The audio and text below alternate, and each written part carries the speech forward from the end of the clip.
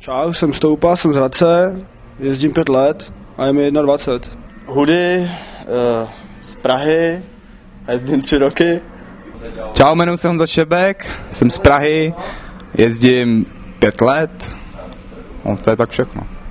Tak já jsem Dušan Antalík zo Slovenska a jazdím 7. rok. Honza Hanečka, Staříč, Frídek Místek a jezdím na kole 6 let. Krištof Mách z Prahy a jezdím asi 6 let. Tak já se jmenuji Pavel Caha, jsem ze Zlína, originally from Otrokovice. Ve Zlíně teda bydlím a je mi 25 let skoro už a jezdím na malém kole. Jak dlouho jezdím na malém kole, nevím. Asi nějaký 5. rok to vypadá. Tak já jsem Ondra Bělohoubek, jsem z Liberce a jezdím asi 4 roky. No, včera jsem tady narazil na týpka, který se moc nezná, jmenuje se Ondra Šustek, myslím si. Ten jezdí fakt dobře. Jinak nejvíc se mi líbí asi Krištof Mach. No, Ctibor Vochcálek, no, fakt dobrý. Lukáš Sírový Orel Váňa. Pavel Caha. Oblíbený český jezdec? Asi já. Nevím, Mongol, Projektil. No, já spíš slovenský asi, Dušan Antalík.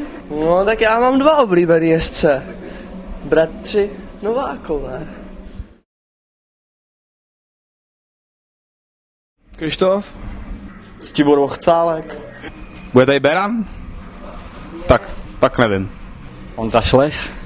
No Michal Beran je nemocnej, tak asi zatím tady dává Ondra Šles, no. Že Ondro? Asi Ondra a nebo Ečmen. Tak to samý jméno, no, Dušan Antalík. Ne, já nevím, tak Ondra Šles nebo Duda. Včera jsem se opil, spal jsem na střeše, na kotelně. Týpek, ty vole, drdatej spadnul ze střechy. Odvazla záchranka. Jak celkem normální, jo.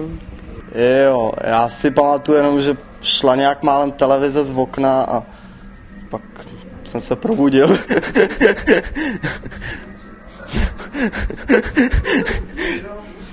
Jo, tak já jsem si dal saunu, pak jsem si dal pivečko, brčko a šel jsem spinkat.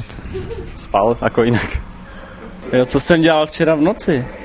Ty vole, no byl jsem na policejní stanici, no. Platil. Pokuty samé. Trošku jsme zlovili po městě. Já jsem byl na večeři a pil jsem pivo. Bordel.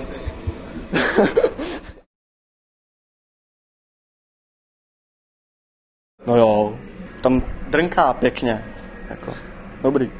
No někdy jsem to jméno slyšel, ale neznám. Kdo nezná, tak ať se to...